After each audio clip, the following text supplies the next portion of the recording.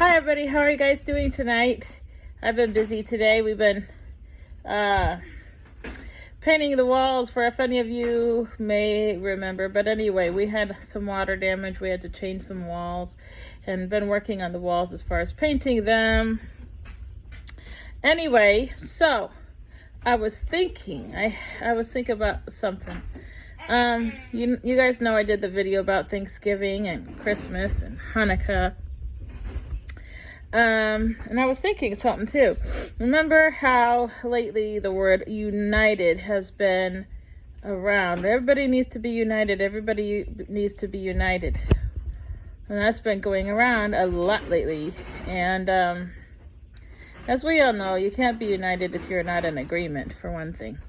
But for two, something that came to my mind was way back in the day, after Paul, around about time of Paul, a little bit after Paul especially, in Rome, when the church was starting, we all know about Sunday being changed to Saturday. It really was changed to Saturday. God says his word never changes. His word is the same yesterday, today, and forever. He sanctified the Sabbath, which is the seventh day of the week. He never sanctified Sunday. Now, there may be good reason to meet on Sundays, to remember, to help people remember Jesus raising. However, the 3 days and 3 nights thing can raise some questions. In any case, I'm not to say that it's a sin to meet on Sundays, but the Sabbath never did change. The Sabbath really is the seventh day of the week. And the Jews back then didn't want Christians to meet on Sabbath because, and even now, I sometimes listen to rabbis and hear things that they say just to see what they teach. In any case, they still say that the Christians should not be keeping Sabbath because the Christians dirty the Sabbath. They ruin the Sabbath, or they don't know how to keep the Sabbath, so therefore they make it unholy. That same kind of thing was going on way back in the day, where they were saying that the Christians couldn't keep Sabbath, especially because they worshipped Jesus as Messiah. Yeshua as Messiah. And for that very reason, they weren't supposed to keep Sabbath. And now they're just saying that we shouldn't keep it because we don't know how. And we cannot keep it perfect, which, of course, who can keep it perfect? I don't even think any Jew can keep it 100% perfect, because they're technically not supposed to do any lights. They're not supposed to do, light, electricity. And in the Bible, if you read the Bible, they're not even supposed to light candles. Go and read it. It tells you, it told them that they weren't supposed to even light a candle. So, it's supposed to light the candle before Sabbath, and let it go all the way through Sabbath. And they're not supposed to do any lighting of them on Sabbath. It has to be before, which some of them do. In any case, there's strict rules, of course. So no, we can't keep Sabbath that way. But we can keep Sabbath holy by taking Saturday to study, to study God's word, to be in the word. Maybe do good. Nurses, they're keeping Sabbath all the time because what did Jesus do? He healed on the Sabbath. Nurses, doctors, anybody in the medical field, they're already keeping it, in a sense, as far as doing good, which Jesus did. He healed on the Sabbath. Anyway, so the whole united thing, what does that have to do with united? Well, Rome wanted to unite everybody. They wanted to unite the people who worshipped the sun god on Sunday. And the people who were worshiping on Saturday, they wanted to move them to Sunday. The Jews did not want them worshiping on Saturday. The Catholic Church at that time was growing, and they felt pressured by the Jews because the Jews did not want them worshiping on Saturday. So they moved it to Sunday. Those are reasons. So there's one thing, uniting people on Sunday. All right, giving them Sunday as the Sabbath. Okay, the next thing is saints. Many people had multiple gods, especially in the Mexican cultures and Central American cultures, South American cultures. They had many gods. So did the Native Americans, many gods. Well, In Rome, they wanted to unite people, so people were used to having many gods, so they gave them many saints. And they still do that. They had each had a female god, especially in Mexico. I believe it's the Aztec culture. Anyway, they had a female god, and she looks a lot. There's similarities to the Virgen de Guadalupe. She looks a lot like, or she has similarities to, as far as flowers. There's a flower in her hand, and I can't remember all the particulars. Flower in her hand and some other things. And that's similar to their female god. And she also, as other deities, as female gods, had their baby also. So they decided to unite, giving them the Virgenes. Especially in Mexico, they have many. Central America, they have many. They don't just have the Mother of Jesus, but they have just the Mother of Jesus, but they give her many names, and they put her in different attire. They put her in different flags. The Mexican flag, then various states in Mexico, Central America, South America, Europe. They all put her in their own flag. So there's various images of the Mother of Mary, and she has various titles. Okay, so they've united everybody in that. Try to unite the people who had female gods before and give them something that they're comfortable with. So they've done that. They've put them together with different Marys. And so now we come to the Christmas and Thanksgiving thing. All right. Thanksgiving, it was Sukkot. It was in September. The pioneers, they tried to keep what they could understand of the Bible, and that they knew that they were supposed to give thanks for the harvest, and so they're going to have a harvest festival. Native Americans, they also did have harvest festivals, but we have to remember the Tower of Babel, and everybody did come from the same language until God confused the languages. And so therefore they all did have the same, they did know about God way back before the adults didn't teach their offspring about him, and they taught them what they wanted. Instead, they wanted gods that they could see and touch and feel.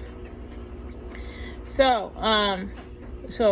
why does that? So Thanksgiving. So now they've united people that did have their own harvest festivals. There were not just the Native Americans, there were other peoples, especially throughout Europe, that had their own festivals, fall festivals. So now they've got everybody with their own fall festivals, corn festivals, various festivals. Many cultures had festivals to celebrate the harvests, but now they put everybody underneath the same one. Canada has theirs, the United States has theirs, but they all at least have tried to unite everybody underneath the same. Where before, the Jews and the Christians who followed the Jews, who followed Messiah, there were people who were not Jewish who would follow Messiah. They were called the God-fearers. They would celebrate Sukkot. The pioneers, of course, they tried to keep that. And then later on, the government gave a certain date for Thanksgiving. Now, there's some, if you put the truth about Thanksgiving on search, you might find some things about why that date was chosen. I don't remember why, but there are some thoughts on it, some opinions on it. I can't say that they're facts. But anyway, so I tried to get everybody underneath the same umbrella of what day they're going to celebrate the festival of Tabernacles, Sukkot, Thanksgiving, all underneath one day. All right, the fall festival. Christmas. Now, like I said before, we really should be a people set apart. God said to come out of her, my people, be a people set apart, be a people different. He wants us to be different. He wants us to be people set apart, to be a people set apart. So to be a people set apart, how are we set apart if we're all worshiping the same way, all celebrating the same things? Now there was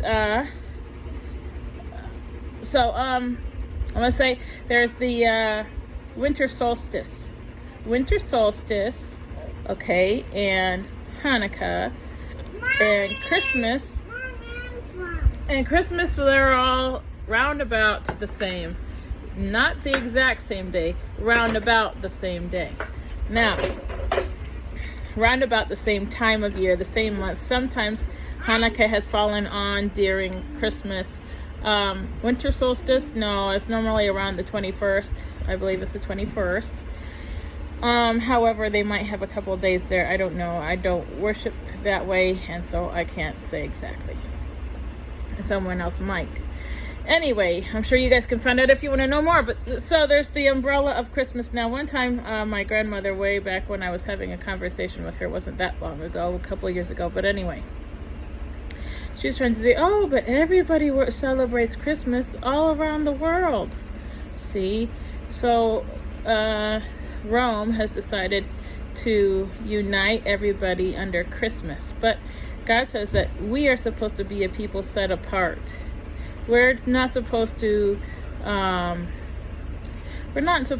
to the same drum as everybody else.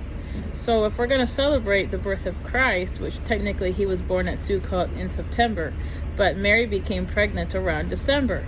Even Catholic priests, most of them know that, and they used to teach that. They don't so much anymore. Anyway, so Mary became pregnant during December. There's also math done about it, videos done about it. You can look them up based on the birth of John the Baptist, the pregnancy of his mother, and Mary, and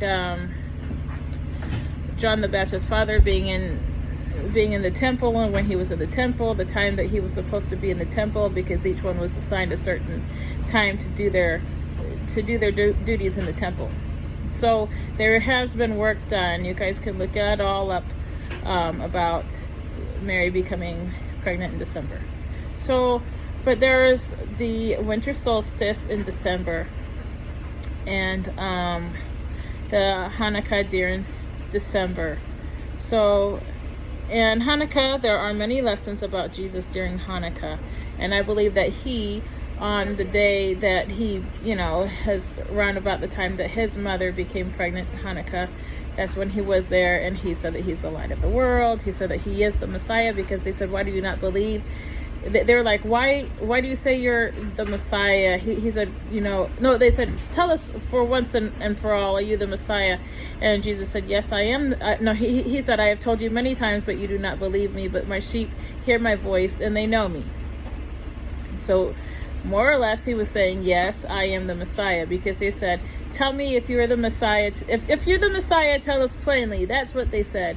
And he said, I have told you many times, but you have not believed me. He did not deny it. He said, I have told you many times, and you do not believe me. And then he said, my sheep hear my voice, and they know me. So, in any case, so then you have Christmas, so you're putting everybody underneath the same umbrella.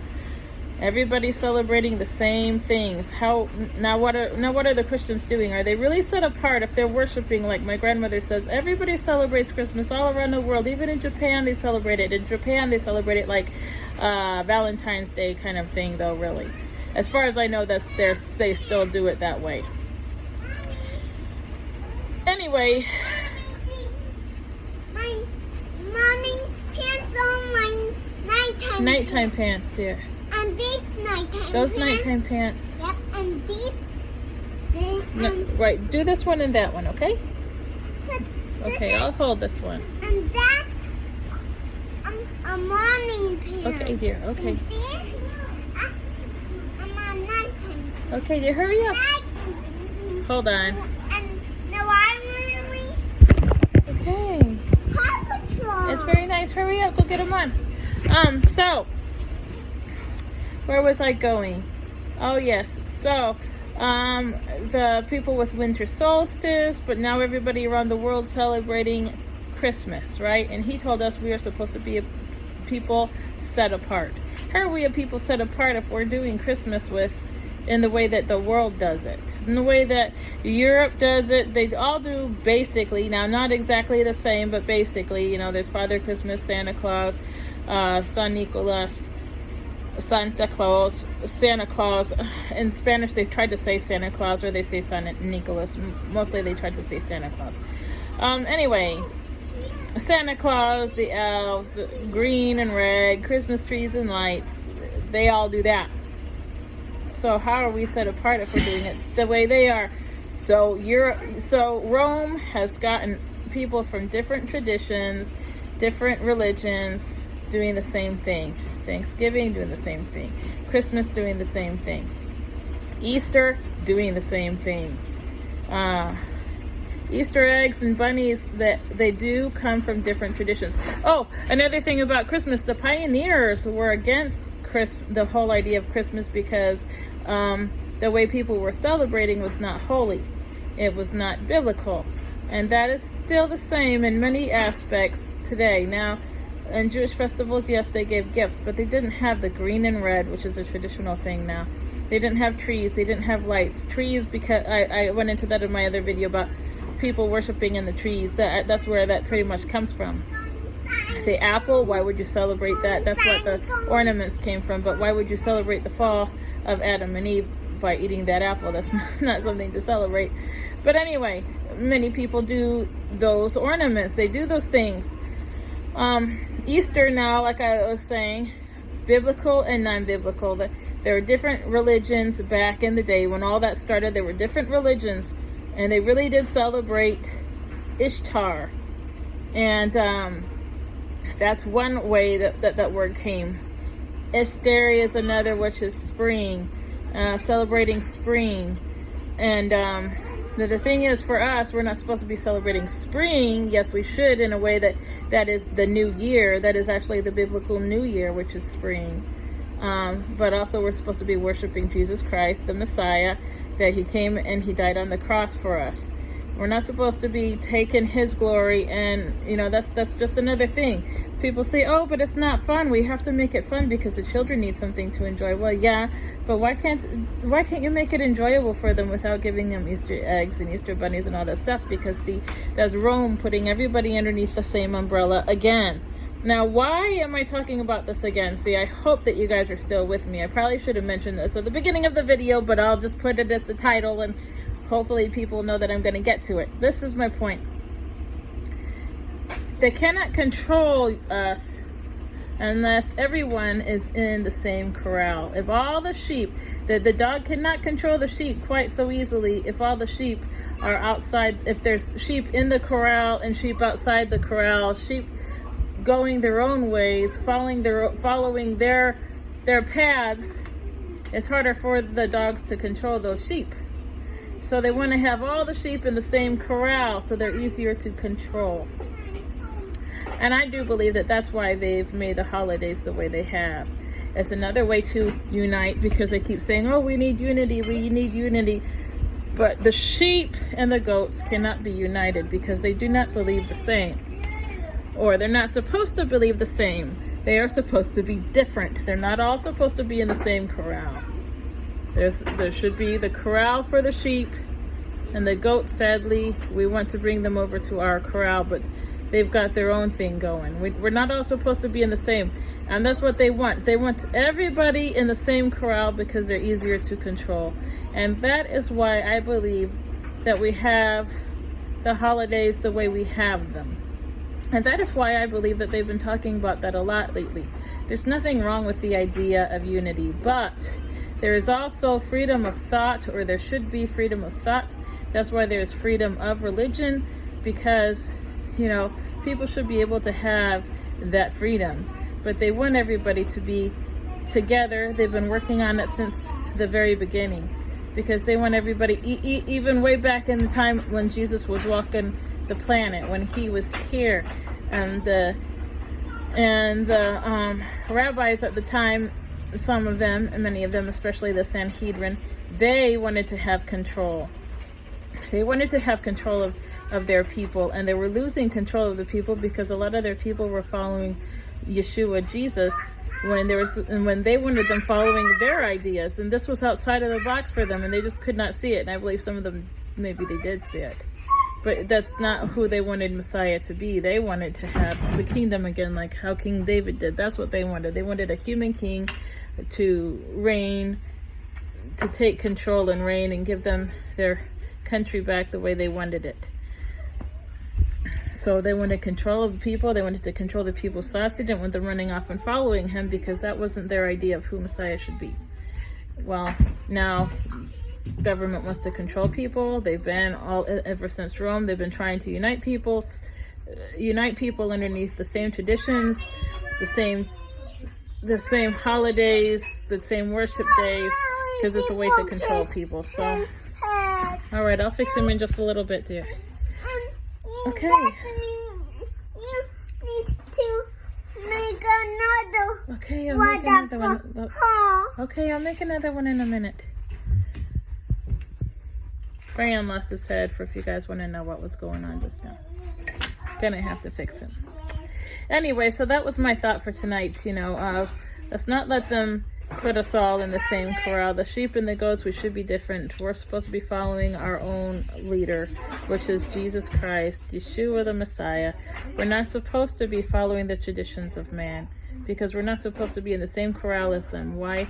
Because we shouldn't be underneath their control. Yes, we're supposed to obey the laws of the land, but our master is Jesus Christ. And so, yeah, but it's hard for the dog to control the people unless they're all, the sheep and the goats, unless they're all in the same corral. And that's what my thought was. Anyway, have a good night, everybody. I hope you guys really do give it some deep thought. I know it's a hard thing to think about, and it's not something that anybody wants to hear. People really hate it, but I really do think that what we should be doing, if you're going to celebrate Christmas, realize that Mary became pregnant in December. And that's when it all started. The light did come into the world then.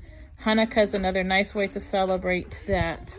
And along with the story of the Maccabees, which also has some lessons for us for now. It is relevant. The story of Maccabees is relevant to today. Go ahead and look it up. Maybe I'll talk a little bit about it in another video, but it is relevant to what we're going through now also. So Hanukkah this year, give it some thought. At least,